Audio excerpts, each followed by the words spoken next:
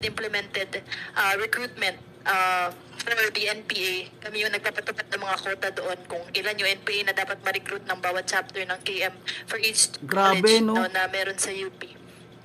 So, kaya siya pumasok sa NPA Mindanao, no? Kasi ano man susunod yung mga tao sa kanya kung siya hindi siya nagpupunta doon, di ba?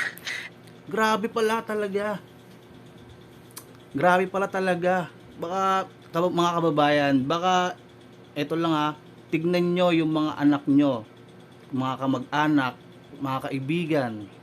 Baka meron ng sinasamahan o dinadaluhang mga organisasyon yan, mga pagtitipon na pinapalabas lang parang event o dahil sa school.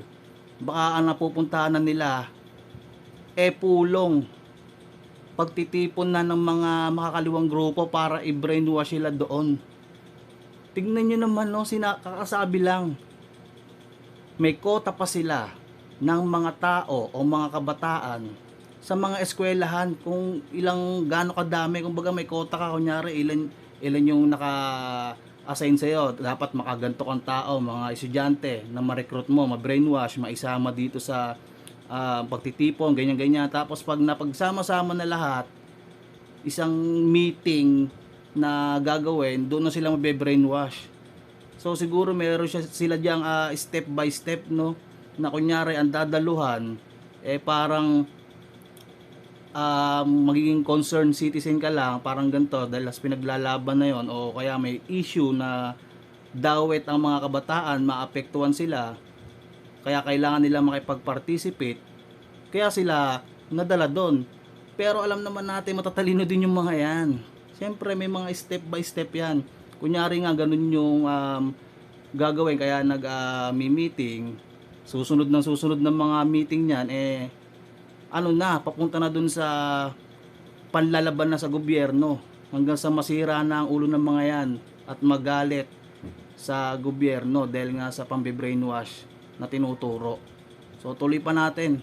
Talagang nanggigil ako kay Raul Manuel. Sarap sakalin. So, the same with me. Kasi leader ako, so I had to go to NPA Mindoro. How can I recruit NPA kung ako nga ayoko, di ba? Siya, umuwi siya diba? Hindi siya nagtuloy mag-NPA. Ako, nagtuloy ako.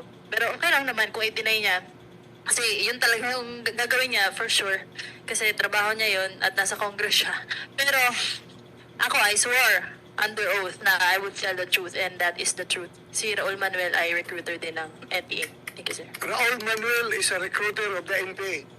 Yes, sir. Well, That's what you're saying, right? Yes, we were planning, implementing recruitment programs for NPA recruitment, sir. So ngayon ay kumukulo na yung aking dugo habang tinitingnan ko itong tao na ito. High blood na, Senator Bato. You know, this is we might be laughing right now, but for all we know, this is a very serious matter.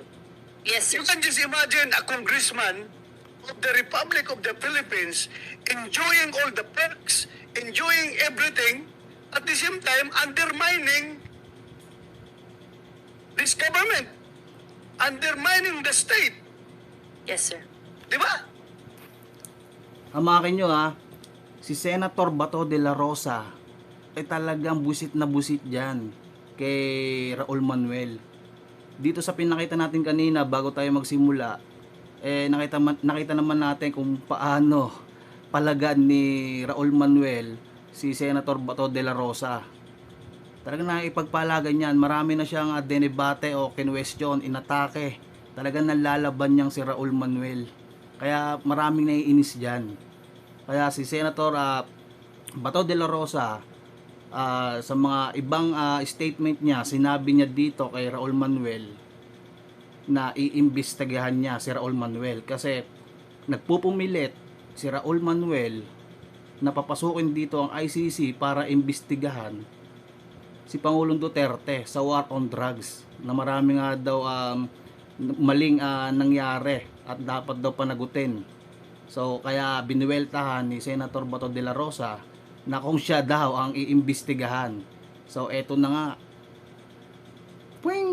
one click, headline na si Raul Manuel at siya na ngayon ang iimbestigahan.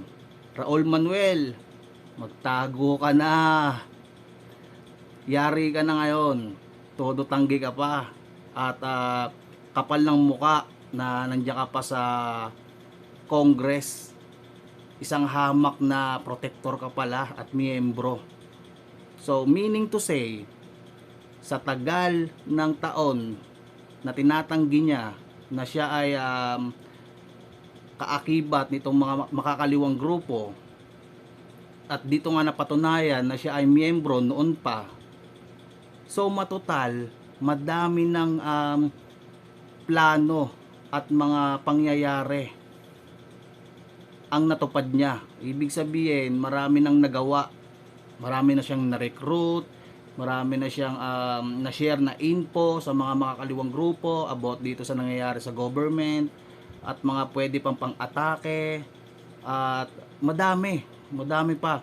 Kaya ang nangyari, siya ang naging mensahero o pwede pang nagbibigay ng pondo dahil nga nagkakapera siya sa Congress So malaking salot talaga. Malaking salot. Kaya itong si Senator Bato de la Rosa ay na high blood na. Dahil ikaw ba naman, malaman mo na totoo pala talaga at maisip mo na kung gaano katagal na yang nandyan sa Kongreso, madami na yang naitulong sa mga makakaliwa. Buti na lang talaga at may mga tao na handang magsiwalat, handang magbago. Kaya saludo ko sa dalawang babae na to. Salamat sa inyo dahil nga napatunayan na natin. Sure ako maraming mga Pilipino, lalo sa mga magulang, ang magagalit dito sa Raul Manuel na to. Kapal ng muka, grabe. Tuloy tayo.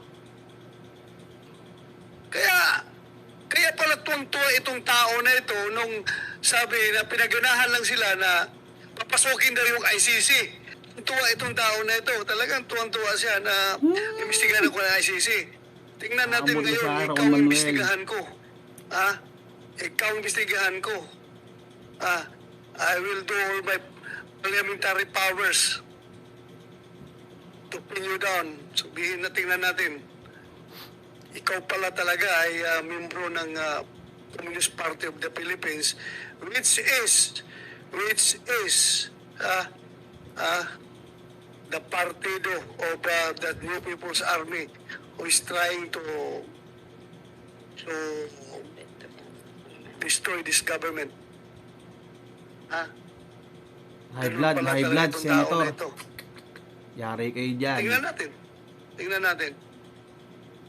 So, thank you for those revelations. Yes. I am being a Filipino, hindi ako pwedeng forever tayo lulukuhin itong mga tao na ito. Tama. Hindi ito po pwedeng forever tayo lulukuhin. Destroying the government from within the government. Papayag ba tayo nito? Papasukan tayo ng ganitong klase mga tao sa ating... Ramdam na ramdam ko yung gigil ni Senator Bato de la Rosa, no? Dahil nga napatunayan na yung matagal na niyang gustong malaman. Grabe naman kasi talaga. Nalaman na at nabunyag na rin ang isa sa mga asong panay atake sa gobyerno. Protector pala ang putang ina. Kaya ako di ba sinabi ko sa inyo sa nakaraang video natin na lagi ko nga yan nakikita si Raul Manuel sa mga rally.